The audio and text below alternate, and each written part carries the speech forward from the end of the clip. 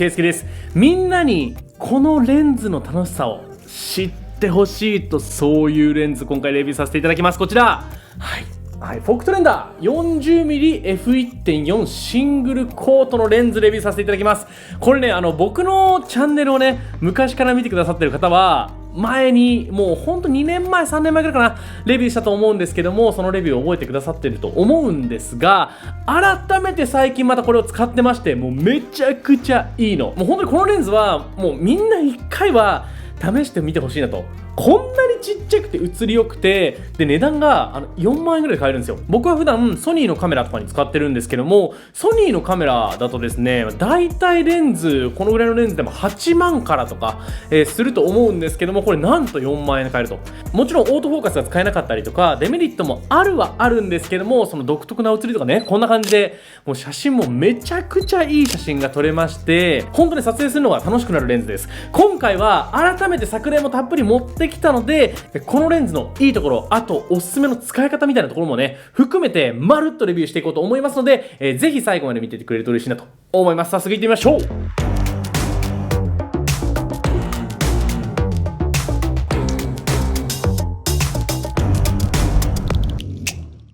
はい、改めまして今回ご紹介するのはこちら、フォクトレンダー 40mm F1.4SC シングルコートのレンズでございます。で、フォクトレンダーっていうメーカーご存知かどうかわからないんですけども、今代理店は健康時なのかな。フォクトレンダーっていうとちょっとオールドライクなレンズが多い印象なんですけども、本当に一個一個のレンズのクオリティめちゃめちゃ高くて、オートフォーカスのレンズは多分ないんですけども、全部マニュアルながらめちゃめちゃ写りがいいか、もしくはちょっとフィルムライクというか、オールドレンズライクな写りをするレンズがたくさんあるメーカーでございます。で、僕の持ってるこのレンズはちょっとどっちかっていうとオールドレンズライクなフィルムライクな写りをするレンズとなっています。で、ぜひもう概要欄にリンクあるので買っといてほしいんですが、僕の持ってるこちらのレンズはライカ M マウント用のレンズです。なんでライカ M10 とか M11 っていうねカメラとかに使う用のレンズなんですけども、それにここにねマウントアダプター、焦点工房っていうメーカーのマウントアダプターを使っていて、このマウントアダプターを介してソニーのカメラで使うと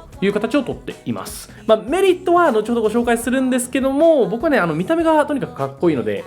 その点も含めて大好きです。で、さっきから僕 1,2 回かな、シングルコートという言葉、言ってると思うんですけども、このフォクトレンダー 40mm のレンズはですね、シングルコートとマルチコート2種類があります。で、マルチコートっていうのが今の現代のレンズと同じようなコーティングをしてるよと、要はちょっと新しい写りをするよっていうのがマルチコートのレンズで、オールドレンズライクなちょっとフィルムライクな写りをするよっていうのがこのシングルコートのレンズの特徴になります。なんで僕シングルコートのレンズを持ってるので、こんな感じでねフレアが入ったりとか楽しめるようになっています。せっかくこのレンズを買うんなら僕はシングルコートの方が楽しいんじゃないかなと思っているので、個人的にはシングルコートの方がおすすめです。で、早速本題のこちらのまずスペックですね、ご紹介していきます。僕の持ってるのはフォクトレンダーノクトンクラシック 40mm F1.4 のレンズ。ノクトンクラシックのシリーズだと 35mm のレンズもあるんですけども、 40mm の方が値段も安くて、僕はね、好きな焦点距離なのでこちらを使っています。で、F 値は F1.4 からマックス16までいきます。で、絞り羽の枚数はなんと10枚、ボケ感もかなり綺麗に映ります。で、最短撮影距離が 0.7m、 フィルターのサイズが 43mm、 かなりちっちゃいですね。で、重さが 175g とかなり軽いものになっています。はい。マウントアダプター取るとこんな感じですね。はい。めちゃくちゃ小さい。で、外観も見ていきたいと思います。はい。外観こんな感じですね。かなり僕ねこの見た目が好きなんですよね。まずめちゃめちゃいい見た目してるなと思っています。先の方に F 値の切り替えリングがあります。マニュアルフォーカスで電子設定もついていないので F 値はこのレンズ側で変える形になります。で、手前ですね、カメラ側がピントリングになりますね。で、このピントリングに関してはこのつまみがあって、このつまみをこうくるっと変えることによってピントが変わるという形になっています。このね外観よくねこのレンズ面を反射させてみると、分かりづらいな、分かりづらいけどちょっとねパープルになってるんですよ。はい、こんな感じかな。ちょっとパープルの反射見えるといいなと思うんですけども、このパープルの反射が、フレアとかのこう色に反映されてきます。レンズとしては最短撮影距離が 0.7m ということでちょっと遠いというか、あんまり近くに寄れないレンズの部類にはなるんですけども、それを後でご紹介するこのマウントアダプターで、カバーしているという形になります。で、個人的に好きなポイントで言うと、このフォーカスリングの動かしが結構良くてですね、滑らかなんだけどもしっかりと止まってくれるっていうのがピント合わせやすい要因の一つかなと思っております。これかなりねいいなという感じですね。はい、ちょっとカメラにつけてみますか。はい、久々の α7-3 にはいつきます。いやいいね、この小ささいいですよね。このコンパクトさだったら本当ポッケに入らないけど入っちゃうんじゃないかというぐらいのコンパクトさです。あと旅行とかになんか別のレンズ持って行ってもう1本持っていきたいよって時にもサイズ感的にねかなりちっちゃいのが楽ですよね。はい、いいなと思います。ケイスケの動画、はい、素晴らしい特徴をご紹介したところで、こっから作例の方一度見ていただきたいと思います。早速どうぞ。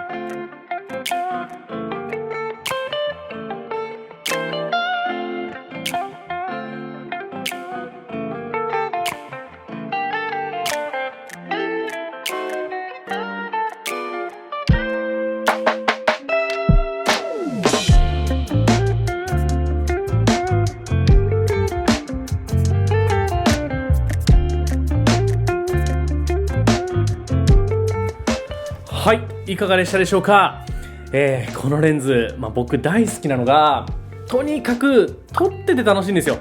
本当にもうサクサクサクっていろんな写真が撮れるし、絵もめちゃくちゃ綺麗なんで、そこが本当にね撮ってて楽しいなと思います。やっぱこのレンズ自体の写りでちょっとオールドライクというかフィルムライクなのかな、少し特徴的な絵作りをしているので、撮って出しでもこんな感じでねすごく綺麗なんですけども、この感じがなかなかね他の現代のレンズだとあまり出なかったりするんで、独特な色合いだったりとかそういう部分求めてる方は本当にぴったりだなと思います。でこのレンズ自体はもちろん動画にも使えるんですけども、多分どっちかっていうと写真で使った方がいいかなと思います。やっぱマニュアルフォーカスだっていうのが一つもそうなんですけども、ピントリングが、写真用にチューニングされてそうな、なんかちょっと軽めというかね、っていう感じではあるので、もっと動画のレンズだったらこう重たい方がピント送りもしやすいんじゃないかなと思いますので、おそらく写真の方が合ってるんじゃないかなと思っています。僕もね写真ばっかり使ってます。で4万円ぐらいのレンズでちょっとオールドライクなレンズだったら画質いいか分かんないじゃんと、いう方もいらっしゃると思うんで、画質もちょっと出しておきます。ドン。はい、こんな感じ。めちゃくちゃいい感じです。このレンズちょっと特徴的なのが F1.4 からスタートなんですよ。なんでだいぶ明るく撮影ができると。そのね F1.4 とかだとやっぱりちょっと甘いというか少しふわっとした表現にはなるんですけども、F2、F2.8 くらいまで絞ってあげると、十分解像力もあって、本当不満を覚えるレベルじゃないなと思います。マニュアルフォーカスのレンズなんでスナップとかに使う場合はやっぱ 2.8 か F4 ぐらいまで絞ってあげないとあんまりピントも合わなかったりするので、基本こう F2.8 とかに絞って使うっていうのを考えたら全然問題ないぐらいの解像感なんじゃないかなと思います。でとにかく写りを見てくれとしか言えないんだけど、めちゃくちゃね良くないですか。写真編集しなくても元からの色味で結構いいっていうのは本当にこのレンズの一個の特徴だなと思いますんで、このレンズの写りいいなと思ったらぜひね買ってみてほしいなと思っております。で一応ねその他注意点もろもろあるので、その辺もね共有しておきます。そのね注意点というか不便さみたいなところがこのレンズの楽しさでもあるんで、ある意味ね楽しんでほしいポイントではあるんですけども、まずオートフォーカスは使えないです。オートフォーカスが使えないのでオールマニュアルフォーカスのレンズとなります。で、やっぱりですねカメラのこここのモニターとかファインダーで見る分に、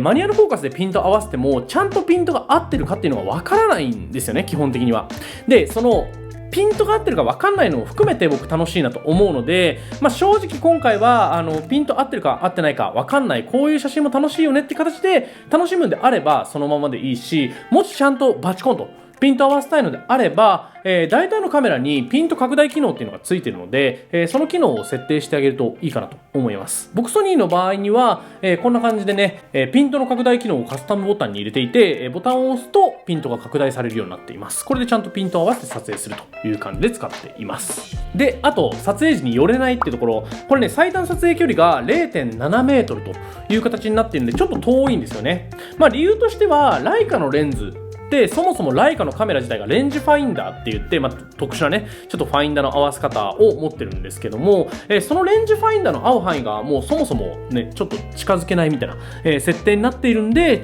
最短撮影距離自体が遠めに設定されています。そこで僕の使ってるこのマウントアダプターです。はい、こちら。これね、商店工房から出てるマクロマウントアダプターというやつなんですけども、こちらですね。はい。これなんとヘリコイドがついています。ヘリコイドっていうのがこれですね。はい。回転するやつ。こちら回転してレンズが少し繰り出すようになってます。で、これによってさらに近くのものを撮影できるようになるんですね。このマウントアダプター自体もいくらだっけな、2万ぐらいするのかな。なので、やや高ではあるんですけども、さらに近くに寄りたいよって方は、このね、マウントアダプター使ってみてください。で、使い方としては、基本的にはレンズのね、レンズ側のピントリング動かして、で、もう一歩寄りたいよと思った時には、レンズ側のピントリングを最短にして、で、その上で、このね、マウントアダプターの方のヘリコイドを回してあげるという風にすると、より近くのものを撮影できるようになりますので、ぜひ試してみてください。遠くのものを撮影するときには、このね、マウントアダプターの方は閉めとかないといけないので、そこだけご注意で。注意点そんぐらいかな。あとはね、フレアとかはがっつり出るんですけども、これがこのレンズの楽しさではあるんで、僕このフレアとかゴーストっていうのが悪いとは思わないんですよね。むしろそのレンズの楽しさっていう部分でもあるので、もっとキレッキレカリカリに撮りたいよっていう人には合ってないかもしれないんですけども、そういうね、癖のあるレンズ使いたいよって方は結構ぴったりだなと思います。で、このレンズの似たようなラインナップとして、フォクトレンダーから 40mm f1.2 のノクトンのレンズで、E マウントかな、もうソニーに直接つく用のレンズがあったりとか、あとはこのね、ノクトンクラシックと同じシリーズで 35mm の f1.4 というレンズもあります。で、なんでその2つとかじゃなくてこの 40mm f1.4 がおすすめなのかというところなんですけども、まずこの 40mm f1.4 値段安いです。冒頭でも紹介したんですけども、4万ぐらいで買えます。35mm f1.4 とかはもう2万ぐらい高いんじゃなかったかな。6万ぐらいだと思うんですけども、6、7万するんじゃないかなと思うし、もう1個のノクトのね、E マウントの方のレンズも多分そのぐらい、値段の方もお高めだったかなと思います。で、あとは E マウントにしなかった理由としてはやっぱ見た目ですね。ライカ M マウント用の見た目めちゃくちゃかっこよくない？これがいいでしょ。なんか E マウント用のレンズこんな感じなんですけども、この E マウント用のレンズよりも絶対こっちの方がかっこいいなと思って僕はこっちを使っていますという形になっております。値段の面も含めて、見た目の面も含めてこっちの方がね優れてると思いますので、ぜひちょっとオールドライクなレンズを買ってみたいという方は試してみてください。ケイスケの動画。はい、ということでいっぱい喋ってきましたがいかがでしょうか。このレンズ自体はもう何年だろうな、2年3年くらいはずっと使っていると思います。実はね、これもともと友達のトバルグが持っていたレンズで、それをトバルグから買った形になるんですけども、そこからもう本当に4年ぐらい、3、4年使ってるかなっていうレンズです。なんで手放さないかっていうと、やっぱこのコンパクトさと写りの良さ、写りの癖の強さですね。写真撮った時の楽しさっていうのを改めて教えてくれるレンズだと思いますので、皆さん気になっている方はぜひね使ってみてほしいなと思います。これから暖かくなってキャンプとかね、そういうシーンでもかなり入ると思いますので、ぜひチャレンジしてみてください。ということで、今回の動画この辺にしたいと思います。今回の動画いいと思ってくれた方は高評価ボタン、チャンネル登録もぜひよろしくお願いします。それではまた次の動画でお会いしましょう。バイバイ。